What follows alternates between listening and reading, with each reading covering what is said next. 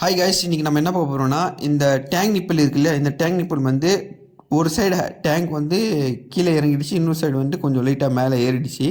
அது என்ன காரணம்னு சொல்லி தெரில.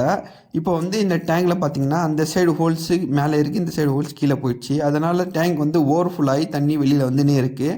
இதுக்கு முன்னாடி வந்து க்ளீனாக கரெக்டாக ஓவர்ஃபுல் இது வேலை செஞ்சுது. இப்போ வந்து அந்த ஓவர்ஃபுல் வேலை செய்யலை அப்படின்னு சொன்னனால பழைய ஓவர்ஃபுல்லில் இந்த ஹோல்ஸையும் அப்புறமா நான் அது கீழே ஒரு புது ஓவர்ஃபுல் ஹோல்ஸ் பண்ணி அந்த 2 ஓவர்ஃபுல் ஹோல்ஸையும் ஜாயின் பண்ணிட்டேன். இப்போ நான் வந்து இந்த சைடுலாம் ஹோல்ஸ் பண்ணி வேலை செஞ்சுருக்கலாம். ஆனால் முதல்ல அந்த பில்டிங்கில் வந்து இடம் பற்றாக்குறை, அதனால் வேலை செய்கிறது ரொம்ப கஷ்டமாக போயிடுச்சு.